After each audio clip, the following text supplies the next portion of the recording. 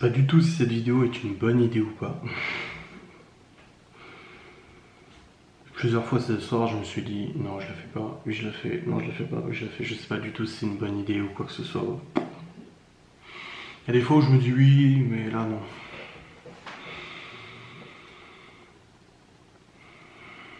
Je vous ai parlé dans le vlog d'hier, pour ceux qui regardent cette vidéo sans vraiment repère dans le temps ou quoi que ce soit, j'ai parlé dans un vlog. Du coup que voilà, on arrive actuellement au 17 juin 2020, ça fait 6 mois à peu près, ça fait 6 mois que l'année 2020 a commencé.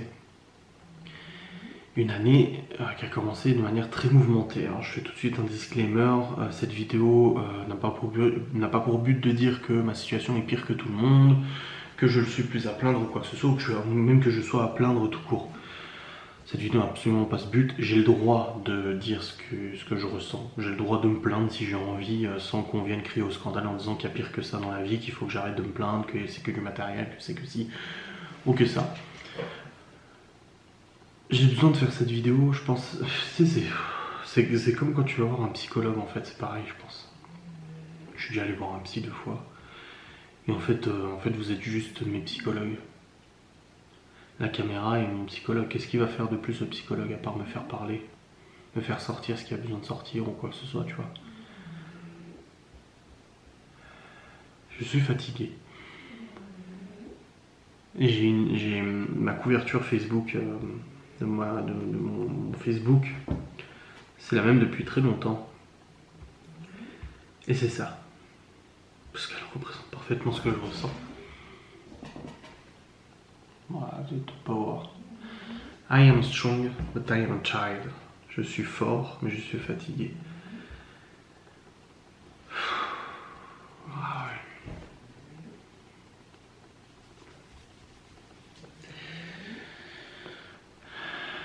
J'ai eu la chance en fin d'année dernière, et ça je vous en ai déjà parlé, je vais pas revenir dessus, de pouvoir me sortir d'un état, pas de dépression, parce que j'aime pas du tout le mot dépression, pour moi c'est pas adapté à ce que j'ai ressenti, mais un état de déprime assez important grâce à Séverine.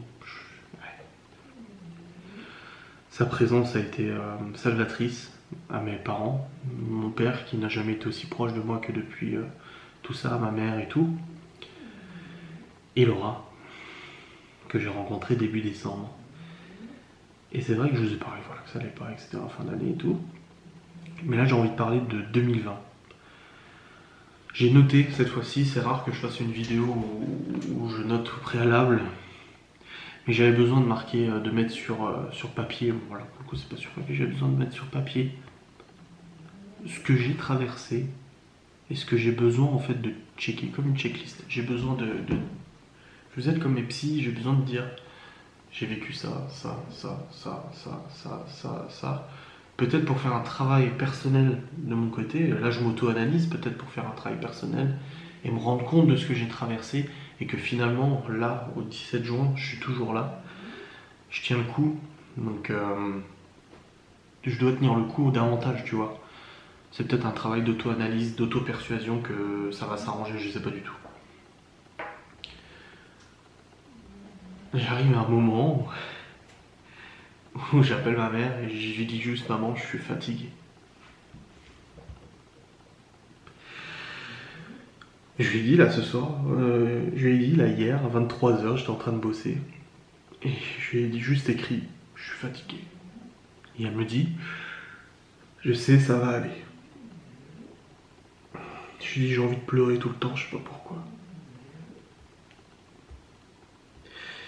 J'ai de la chance. J'ai de la chance d'avoir Laura à côté de moi. Même si c'est pas facile pour elle de le voir forcément, des fois bien, des fois pas bien. Et j'ai la chance d'avoir mes amis, d'avoir ma famille, des amis que j'ai retrouvés. Tout ça, j'ai de la chance d'avoir tout ça. Et ben c'est parti. Janvier 2020, nouvelle vie qui démarre avec une garde alternée qui commence.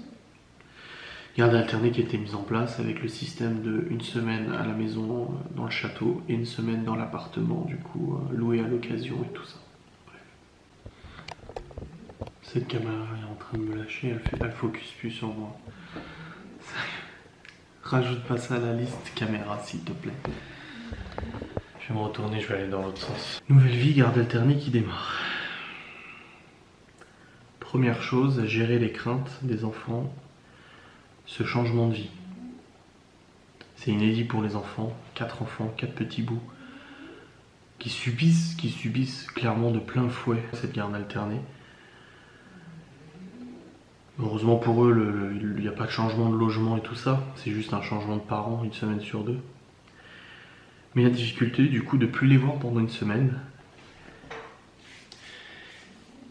ça a été très compliqué. Je voulais pas forcément montrer en vidéo ou quoi que ce soit, mais là, le changement de garde a été extrêmement compliqué. Les laisser le dimanche soir, partir pendant 1 semaine, ne plus les voir et tout. Alors le soir, c'est le premier dimanche soir, c'était extrêmement compliqué. Je me souviens, ça a été très compliqué sur la route. C'est nouveau hein, pour les enfants comme pour nous. Et c'est nouveau, voilà, faut s'y faire. Et là, le fait de ne plus les avoir 1 semaine sur 2, pour moi, ça a été une claque monstrueuse en fait. Parce qu'avant, quand je les voyais pas, ils étaient chez mes parents, ils étaient dans de la famille, donc c'est totalement différent, tu vois. Que là, ne plus les voir parce qu'ils sont juste pas là, que je ne peux pas les voir, que je n'ai pas le droit en soi de les voir, que la règle dit que non, m'a foutu une patate de forain dans la tronche. Et m'a juste fait réaliser à quel point il était important de profiter le plus possible des moments avec eux. Retrait du périscolaire, activités, repas tous ensemble. Et j'ai été aidé, mais d'une force pas possible, par Laura. Laura qui m'a accompagné dans cette mutation de mon comportement, dans ce changement de vie, de façon de faire, qui m'a accompagné calmement, doucement, progressivement, en analysant les choses qui n'allaient pas à son sens, mais qui n'allaient pas en règle générale. Je suis d'accord avec elle sur plein de points. Il y a des points où je suis pas d'accord avec elle, tu vois. Mais grosse remise en question de mon comportement et de ma façon de faire avec les enfants. En janvier. Et croyez-moi, pour ceux qui ont déjà vécu ça, une remise en question aussi importante, ça fait tout drôle. C'est pour ça que je disais souvent, je me suis pris une patate de forain. T'endors plus la nuit. Tu réfléchis à ça tout le temps. Tu fais une rétrospective en fait sur tout ton comportement depuis 10 ans. Tu te dis putain à quel point j'ai merdé. Tu te dis qu'est-ce que j'ai fait? Pourquoi j'ai fait ça? Pourquoi j'ai agi comme ça? J'ai gâché leur enfance, j'ai gâché leur vie. Je suis pas un bon père. Je suis une merde, tu vois. En fait, c'était ça qui était le plus dur dans la remise de question. C'est pas le fait de changer mes habitudes parce que en soi, changeons les habitudes, il n'y a pas de problème. Mais ça a été le fait en fait de me confronter moi-même à mes propres erreurs et à mes propres échecs. Et ça a été très très compliqué. Extrêmement compliqué. Et ça a été le cas pour plein de choses, hein, pas que les enfants. Il y a eu aussi en janvier une désillusion professionnelle extrêmement forte. Dans la mesure où il était acté et écrit plusieurs tâches professionnelles qui me permettraient de continuer de vivre, d'élever mes enfants, de payer mes charges, etc. sans grosse difficulté. Voilà, avec des tâches communes, enfin des tâches déléguées à ma société, que vous savez, j'ai pas besoin de revenir dessus, et qui très très vite en fait ont été retirées par colère, par volonté de détruire, par volonté de nuire, je sais pas, mais voilà, tout était retiré. Et très vite, je me suis dit, et c'est pour ça que j'avais fait des stories en disant si je dois aller au McDo, j'irai au McDo, si je dois aller ça, je dois aller ça, etc. Parce qu'à ce moment-là, je n'avais absolument aucune certitude sur mon avenir professionnel, en tout cas, avec les outils dont je disposais, à savoir YouTube, à savoir Costanos, à savoir tout ça, etc. Je n'avais absolument aucune visibilité, car je n'avais jamais focalisé 100% de mon attention sur mon propre business. Je l'ai fait de 2013 à 2017, mais de 2017 à 2020, je me suis uniquement focalisé sur le business de quelqu'un d'autre, au détriment de mes projets, de mes idées, de mes envies, de mes ambitions et de mes possibles revenus.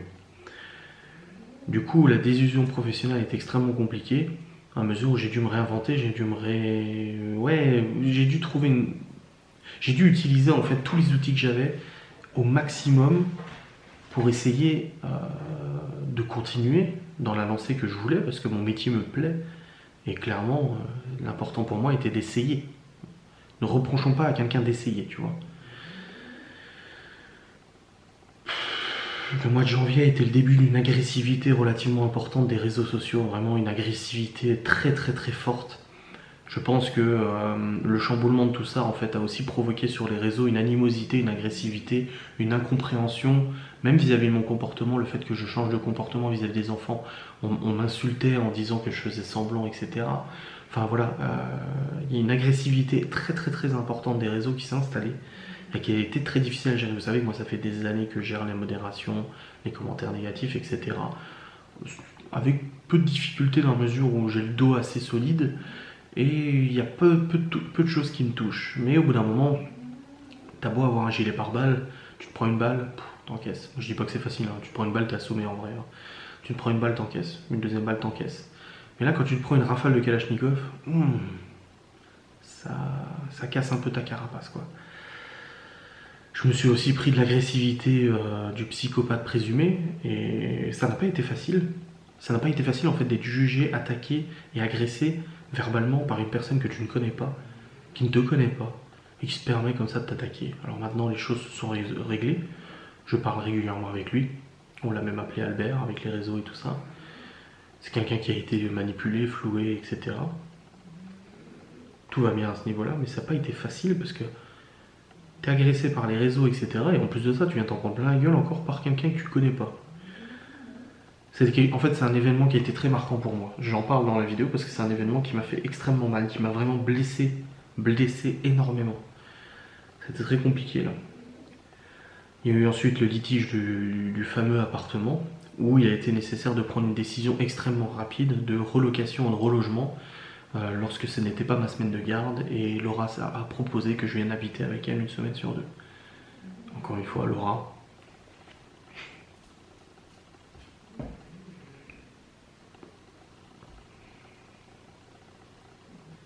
J'en serais pas là où j'en suis actuellement sans elle. Sans, comme j'ai dit, Séverine, mes parents et tout ça, mais alors sans Laura, je serais pas là. Je serais pas celui que je suis 6 mois après sans elle, et je serais pas là sans elle non plus. Lancement de mes projets professionnels à 100%. Je me suis donné à 100% depuis le mois de janvier sur mes projets pro, sur mes idées, sur mes ambitions, sur tout. Je ne compte pas mes heures, fou de façon combien d'heures tu fais toute la semaine, etc. Ça, on s'en bat les couilles.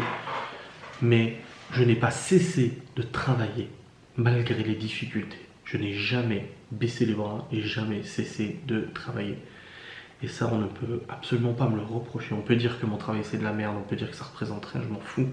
Mais on peut pas venir en commentaire de cette vidéo dire tu as baissé les bras, tu as rien branlé et tu n'as rien fait. C'est impossible. Ça, je ne laisserai pas passer. J'essaie de faire 2 vidéos par jour, facecam, vlog, etc. pour lancer la machine, pour proposer du contenu différent, pour proposer du contenu innovant, pour faire plaisir, essayer de plaire, en fait pas faire plaisir, mais essayer de contenter ceux qui aiment les facecam, ceux qui aiment les vlogs, etc. Un rythme de 2 vidéos par jour, c'est un rythme important. On ne se rend pas compte, mais c'est un rythme relativement important. Mobilisation de la communauté, tentative de créer des discussions privées, de faire plus de stories, de faire des questions-réponses, de vous répondre, voilà. Tentative en fait de faire évoluer mes réseaux pour dire je suis enfin là, je suis là, vous pouvez me suivre, je ne vous décevrai pas. Et ça a été vraiment la force qu'on m'a donnée. Et ensuite la gestion des crises, voilà, des crises après séparation, les pics à droite à gauche, etc. que j'ai aussi provoqué, bien entendu, je n'ai pas été en reste là-dessus, je reconnais, mais voilà. Le mois de février a été marqué ensuite par la fameuse et très très grosse crise qui a valu des décisions difficiles, moralement discutables. L'affaire du lave-linge, du sèche-linge, pardon, l'affaire du Q7, l'affaire de l'ordinateur, de ci, de ça, etc. Si Laura, mes parents et Séverine n'avaient pas été là, je serais actuellement à la rue, je le dis clairement. Considérant les éléments que j'ai eus en ma possession vis-à-vis des idées et des projets de la partie adverse, je dis la partie adverse parce que là c'était un conflit d'intérêts d'opinion, comme une demande de garde exclusive qui a été faite derrière mais finalement avortée, en ayant l'intégralité de tous ces éléments, ce jour-là, le fameux jour du Q7, il était impossible et inconcevable pour mes proches et pour moi de tout donner. Car c'était ça la décision, c'était que si je partais ce jour-là, à la relève de garde, sans prendre le maximum de choses, le risque et la probabilité de ne plus jamais revenir à la maison, de ne plus jamais revoir mes affaires, etc., était extrêmement élevé. Alors je sais que beaucoup de monde me le reprochait, d'avoir volé la voiture, etc. Sachez que la voiture a été intégralement payée, que même plus que ce qu'il fallait, etc. Voilà. Là-dessus, vous inquiétez pas pour ça. À notre entière discrétion, les questions financières de qui a payé, si c'est moi, si... Peu importe. Tant mieux si on me l'a offert, et puis tant mieux si c'est pas le cas. Quoi qu'il en soit, si j'avais été tout seul ce jour-là, je serais parti sans rien, sans voiture, de toute façon c'était ça, hein. Je devais donner les clés de toutes les voitures et partir à pied. Sans voiture, sans ordinateur pour travailler, sans rien. Voilà. Et c'était compliqué parce que c'était des injonctions. Soit tu fais ce que je te dis, soit je te prends tout. Et ce jour-là, il y a eu un stop et un cran d'arrêt qui était marqué. Voilà. Continuité du travail, de toute façon sur ma chaîne YouTube, sur mes réseaux, etc. bien évidemment. Et recherche très rapide, très rapidement, il était question de rechercher une nouvelle maison. Une maison où loger les enfants une semaine sur deux. Dans la mesure où Eva m'a annoncé qu'elle devait revenir au château. Qu'elle reviendrait au château, que je le veuille ou que je le veuille pas. Même pendant ma semaine où j'avais les enfants, elle reviendrait vivre de toute façon au château, car elle ne voulait plus de l'appartement. Et c'était une façon très directe en fait de me faire partir, tout simplement. Parce qu'il était évident que Laura n'aurait jamais accepté cette situation, que moi je ne l'aurais jamais accepté, que mes parents ne l'auraient jamais accepté, que c'était une situation qui était inconcevable. De toute façon, même pour les enfants, ils n'auraient rien compris à faire revenir comme ça, enfin peu importe. C'était impossible, inconcevable. La recherche de maison était du coup extrêmement urgente, beaucoup de stress, beaucoup de rendez-vous, beaucoup d'appels, beaucoup de visites, beaucoup de tout ça. Et des illusions sur 3 dossiers de maison au mois de février. On a été sur 3 dossiers, l'un dont les propriétaires ont repris la maison alors qu'on était prêt à signer. Une autre où en fait quelqu'un est passé derrière l'agence pour contacter directement les propriétaires parce qu'il connaissait des propriétaires de longue date. Et la troisième où en fait notre dossier a été perdu et puis voilà, ça a été la bordel. Donc on a finalement trouvé cette maison. C'était très très compliqué. À cette période-là, avant l'emménagement dans cette maison, les enfants sont devenus de plus en plus difficiles, des conflits de plus en plus importants et des comportements de plus en plus problématiques ou inquiétants. Théo, de plus en plus perturbé, de plus en plus agitateur et de plus en plus compliqué. Libye aussi, ça a été très difficile pour elle parce qu'elle a eu un besoin très très très fort de protéger sa mère, un besoin qui a été vraiment énorme, qui l'empêchait même de dormir et tout ça. Elle fait des insomnies parce qu'elle avait peur que sa mère ne revienne jamais, etc. Voilà, des enfants en fait à gérer, des craintes à gérer, des peurs à gérer dans tout ça, en même temps que d'expliquer qu'il y a un déménagement qui serait peut-être imminent, tu vois. C'était assez compliqué. Et des conflits financiers, sur ce qui doit être payé ou non, ça a valu des stories nocturnes, tout ça, de il a pas payé le loyer, il a pas payé le périscolaire, etc. Finalement, j'ai eu gain de cause sur quasi tout ça. J'ai eu gain de cause, on m'a dit, bah, ouais, c'est vrai que c'est pas logique. Comme je l'ai dit, venir poster en story que je ne paye pas le périscolaire de 2019, alors qu'en soi, en 2019, bah, c'était pas moi qui payais tout ça, c'est chaud. Et quand je dis, je ne comprends pas pourquoi je dois payer les factures de 2019, alors que la garde alternée n'était pas en place, etc., on me dit, t'inquiète, si tu me fais chier, je te demanderai l'argent depuis 2018, la signature du divorce. Bon, là, tu fermes un peu ta gueule, tu te dis, bon, tant pis, tu payes, et puis voilà. C'était un peu compliqué. Tout c'est des ennuis financiers. De toute façon, ça, j'en ai fait une vidéo où je parlais de cette obsession financière assez extrême poussant à avoir des... Voilà. Et ensuite, mars, avril, mai, on trouve la maison. On déménage, dans l'urgence. Parce qu'en effet, l'éventualité que les serrures soient changées du château était extrêmement élevée. L'éventualité que je ne puisse plus revenir était extrêmement élevée aussi. Le déménagement devait se faire très très très rapidement. On a donc déménagé ici en quelques jours avec toute l'aide que je pouvais. Merci à tous pour cette aide. Et une semi-entente sur le partage des meubles où j'ai été extrêmement lésé sur plein de choses, mais bon, ça c'est mon opinion personnelle. Forcément, ça sera pas la même opinion de l'autre côté, mais peu importe. Voilà. J'ai quand même, voilà, ça a été un peu compliqué. Beaucoup de frais qui ont été engagés. Gasoil, déménagement, réinstallation ici, meubles. J'ai le loyer d'avance. Ici, j'ai payé 2 mois de caution et pas un parce que la propriétaire elle voulait 2 mois vu qu'il y avait des meubles qui restaient, etc. Voilà, beaucoup de frais qui ont été engagés, hein, des milliers d'euros qui ont été engagés, alors que je venais seulement de recommencer en fait à gagner réellement ma vie, parce que finalement, j'ai jamais vraiment gagné ma vie. J'avais tout ce que je voulais, je manquais de rien, mais en soi, ce n'est pas moi qui gérais mes comptes, et voilà. Ce que je gagnais en fait servait à payer les charges et tout ça, parce que c'était mon compte qui payait les charges en gros. Mais du coup, ouais, beaucoup de frais, et d'un coup, boum, le confinement. Et là, depuis le confinement, ça s'est cumulé. Alors en dehors de toutes les difficultés psychologiques, etc. des derniers mois, on s'est tapé Laura qui a chopé suspicion de Covid mais qui était dans un état extrêmement préoccupant quand même. Sèche-linge HS, télévision HS, plancha, batterie du Q7, calculateur du Q7, galette en dehors de la voiture de Laura. Diverses cartes mémoire et batteries qui sont mortes. Je commande des meubles, je reçois pas la bonne couleur. Je commande des meubles, on m'envoie que la moitié.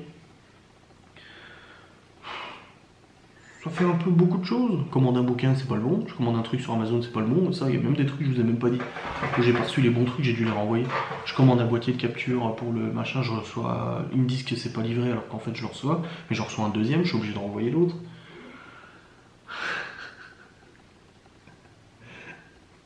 Très compliqué. Ce cumul de choses.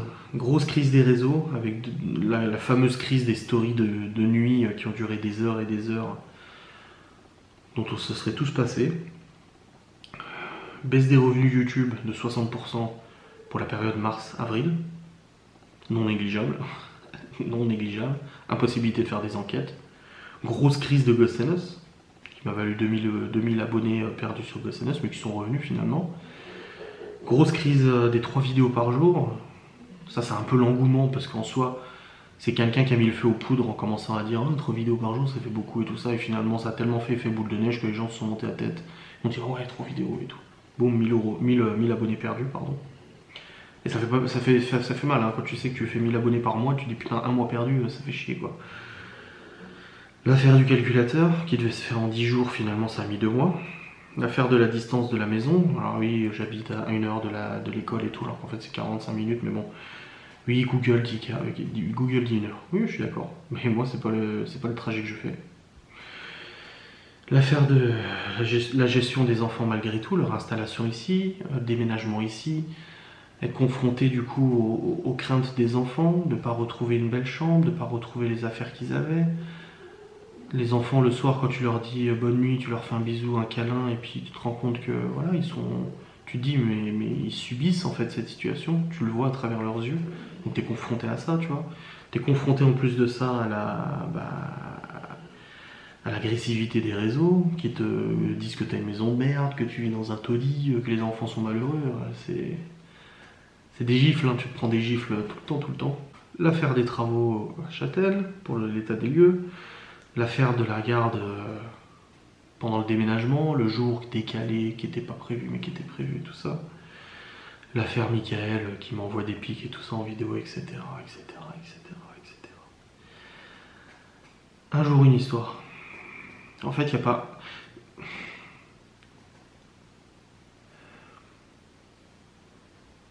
Est-ce qu'un jour, je me poserai et je me dirais, professionnellement, il y a toujours des choses à faire, il y a toujours des travaux, des projets, il y a toujours des problèmes et tout ça. Mais est-ce qu'un jour, je pourrais me poser en me disant, même pas me poser, me lever le matin en me disant, aujourd'hui, je n'ai pas la crainte d'un scandale, Je n'ai pas la crainte d'être attaqué sur les réseaux sociaux. Je n'ai pas la crainte d'avoir un conflit avec la mère des enfants. Je n'ai pas la crainte d'avoir un problème mécanique sur une voiture. Je n'ai pas la crainte de recevoir une mauvaise commande. Je n'ai pas la crainte d'un... Tu vois, en fait, tu te lèves le matin et tu te dis, qu'est-ce qui va se passer? Qu'est-ce qui va encore se passer?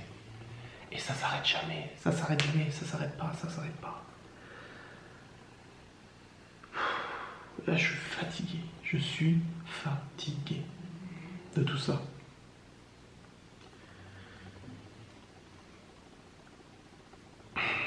On arrive au mois de juin, on a des ennuis qui sont toujours pas résolus, des problèmes de voiture qui sont toujours pas résolus, des problèmes de commande, j'ai plus de 250 balles de meubles qui ont été commandés sur ces discounts qui sont toujours pas remboursés et qui vont toujours pas récupérer. Ouais, plein de trucs qui sont pas encore, voilà, qui sont pas réglés. On a encore plein d'affaires à Laura qui sont chez elle dans son ancienne maison qu'on n'a toujours pas récupéré. Le sèche-linge on va pas récupérer. Notre garage il est blindé parce que tant qu'on n'a pas le Q7, on peut pas attacher une remorque, faire les allers-retours, etc. Donc c'est pas possible et c'est très compliqué. Les poules ont été tuées. Gordon a dû aller chez le veto, 500 balles de facture que Laura a dû payer et tout ça.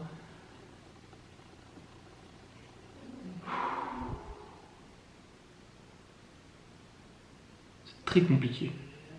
C'est très très compliqué en fait de cumuler. Comme je vous le dis, c'est exactement ce que je vous ai montré sur Twitch pour ceux qui étaient là, c'est de slap. C'est un extrait vidéo où un mec en fait il vient, il met des gifles, et c'est exactement ce que je ressens. J'ai l'impression de me prendre des gifles, mais toutes les 5 minutes. Aujourd'hui ça a été, aujourd'hui j'ai pas eu de mauvaises nouvelles ou quoi que ce soit, on a passé un bon moment et tout. Mais hier, je reçois le calculateur, bah, ça marche pas. Je passe 6 heures sous la bagnole à essayer de trouver une solution, etc. etc.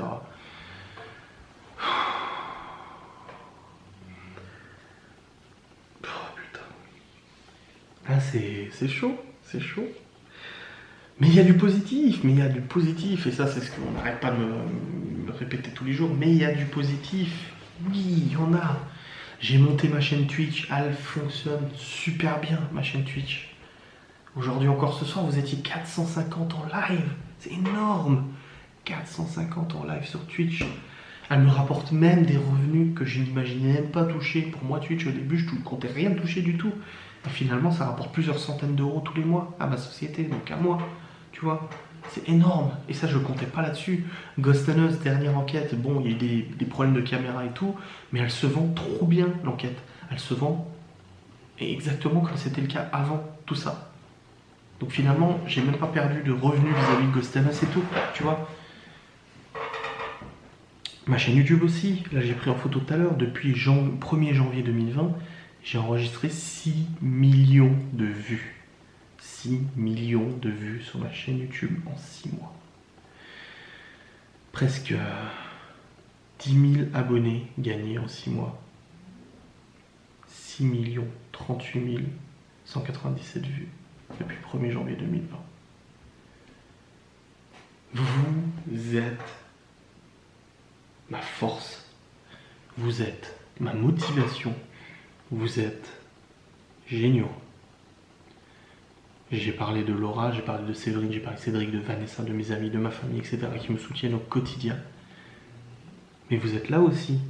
Alors je sais que des fois je vous énerve, je sais que des fois je parle trop des haineux, je sais que des fois je parle trop des trucs négatifs et tout ça. Mais bon, là-dedans, c'est tellement le bordel et c'est tellement difficile que bah, forcément tu vois un peu plus de négatif. Pourtant, c'est pas en adoptant un comportement négatif qu'on attire le positif, de toute façon, je le sais très bien. Mais vous êtes là, vous êtes ma force, vous êtes mon inspiration, vous êtes ma motivation, vous êtes mes médecins, mes psychologues, mes spécialistes en tout. Vous êtes juste.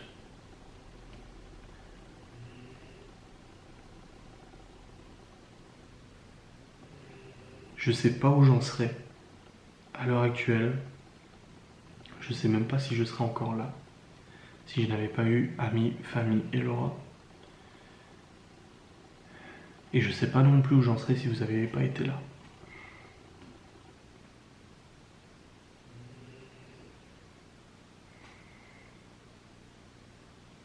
Vous êtes. ces réseaux sociaux, cette communauté que je critique souvent pour son agressivité, comme je l'ai dit avant, pour son manque d'humanité, son manque de bienveillance et tout, cette communauté j'attaque souvent en disant, vous avez vu ce qu'on m'a dit comme commentaire, c'est méchant et tout ça. Ben dans cette communauté, la grande majorité, et ben c'est des bonnes personnes. Et c'est des personnes qui... C'est pas obligé... C'est une question d'opinion de dire c'est une bonne personne. Moi je peux trouver quelqu'un de gentil alors que quelqu'un d'autre le trouvera méchant. Mais sans ce métier que j'ai là actuellement, sans ce réseau et sans vous, je ne serais pas là actuellement. Mais mes prises de conscience n'auraient peut-être pas aussi été aussi élevées non plus. Plein de choses se seront passées différemment. Ça aurait peut-être pas forcément mieux ou moins bien, mais ça aurait été différent. Et c'est marrant parce que j'ai démarré la vidéo en fait.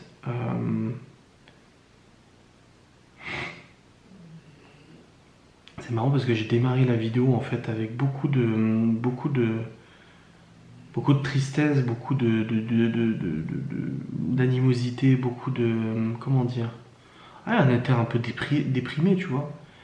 Et plus je vous parle, plus je déballe mon sac et plus je me sens mieux. C'est fou, hein. Là, je sens en fait l'émotion monter et mais elle est très contenue. Alors qu'au début de la vidéo, j'ai dû me retenir plusieurs fois en fait de pas trop, tu vois, déborder. Alors que là, en fait, de vous avoir parlé de tout ça pendant, je sais pas, ça fait 30 minutes que je parle, je sais pas. Et ben en fait, je me sens déjà mieux d'en avoir parlé. Donc c'est exactement ça. Je fais mon auto-analyse et je m'auto-soigne psychologiquement, je sais pas. Après, je dis ça demain, je vais peut-être pas. Voilà.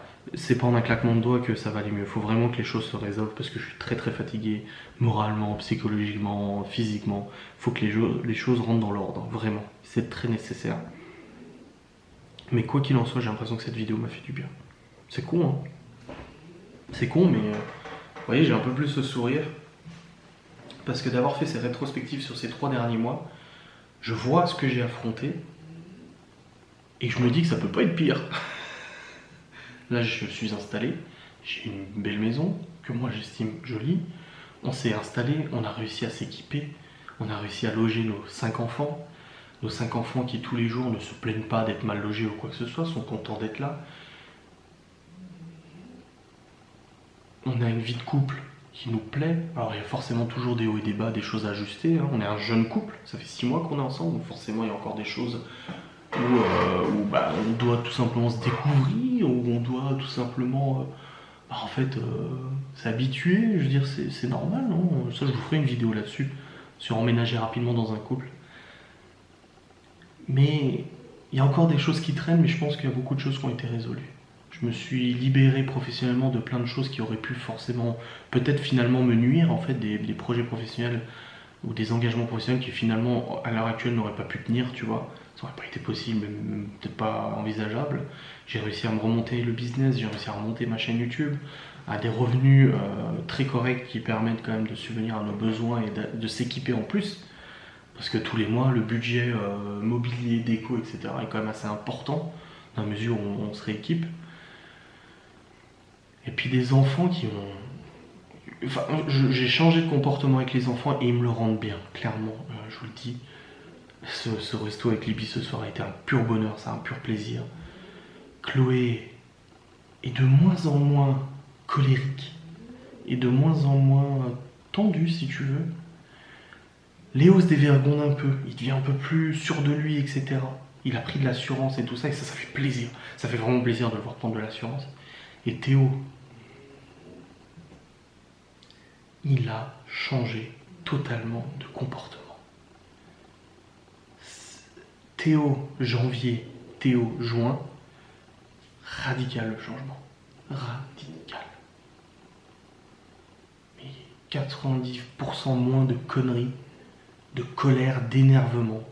Alors là, hier, il est rentré de chez sa maman, il est arrivé, il était un peu nerveux et tout. J'ai repris, j'ai expliqué Théo, il n'y a pas besoin de s'énerver.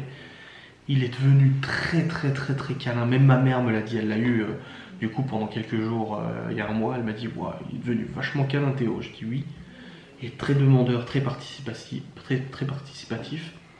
Et finalement, mon changement, ma prise de conscience a fait qu'on a installé des règles de vie et des façons de vivre différentes qui finalement me paraissaient tellement insurmontables ou tellement contraignantes ou tellement désagréables, alors qu'en fait j'étais juste un putain de con, quoi, parce que non, non.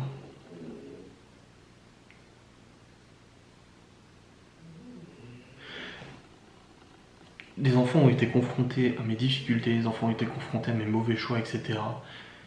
C'est pas, voilà, faut pas, c'était nécessaire, ce changement était nécessaire déjà pour moi, pour me rendre compte de mes propres erreurs, mais aussi pour les enfants de se rendre compte que ils n'allaient pas passer leur vie comme ça non plus, à toujours être exilés, toujours être isolés, toujours à être tout seul tout le temps, laisser un peu faire ce qu'ils veulent, sans règles, sans rien. Enfin, il y avait des règles, moi j'ai toujours été très strict, mais là clairement depuis Châtel, enfin depuis le château, il y a eu de gros laisser-aller, j'arrivais plus à gérer, j'étais plus possible.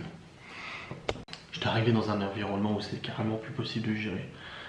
Le boulot de plus en plus important, les nouveaux projets à développer, les sites à développer, les enfants à gérer, la nouvelle école, se lever le matin pour les emmener, aller chercher au périscolaire le soir, préparer à bouffer le soir, préparer à bouffer le midi, le week-end, etc.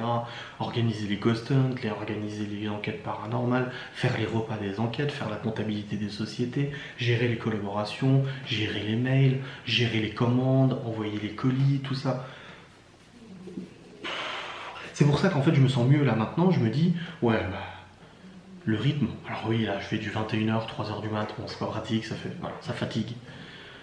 Mais je travaille pour moi, c'est mes projets, c'est très narcissique, mais c'est moi. Et ça, mais je pourrais travailler 10 fois plus que tant que c'est moi, c'est tout ce qui compte, tu vois. Donc finalement, les enfants me le rendent vraiment bien, ce changement de comportement. Laura les a acceptés, les considère comme ses propres enfants. Il y a encore des trucs qui vont pas, il y a encore des trucs à faire, voilà, il y a encore des choses à résoudre comme les bagnoles, les trucs comme ça. Mais j'espère que d'ici la fin d'année, d'ici fin 2020, allez, peut-être à la rentrée, septembre, je me laisse jusqu'à septembre pour résoudre tous ces petits problèmes. J'ai aussi des problèmes administratifs derrière à régler, des allocations, des trucs comme ça. Voilà, des petits conflits, des petits problèmes à régler, que je vais essayer de résoudre du coup le plus vite possible. Et je veux que à la rentrée de septembre, tout ça soit derrière et tout ça soit réglé et que notre vie actuelle là, bah, en fait, n'ait plus d'embûches ou n'ait plus de problèmes. Alors, après, dans la vie, il y aura toujours des problèmes. La vie est semée d'embûches, elle est là pour nous tester, etc. Mais c'est bon, je pense que j'ai passé le test là, non? S'il vous plaît, j'ai passé le test là. Bref, un gros merci. Merci, merci. À mes parents, Laura, mes amis, à vous.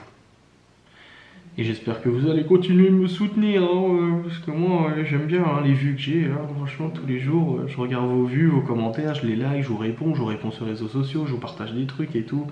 Vous êtes d'un amour indescriptible. Encore ce soir sur Twitch, vous êtes d'un amour indescriptible. C'est hallucinant parce que moi je pas ce genre de comportement avec des youtubeurs ou quoi que ce soit. J'aime bien certains youtubeurs mais je suis pas non plus, voilà. Mais c'est ouf, ouf. Incroyable ce que vous faites, incroyable. Sachez-le que parfois certaines personnes me disent tu as changé quelque chose dans ma vie, tu as dit un jour quelque chose qui a été marquant, un jour tu as conseillé quelque chose ou quoi que ce soit. Sachez que si moi j'ai peut-être changé des trucs dans votre vie, sachez que vous avez changé ma vie.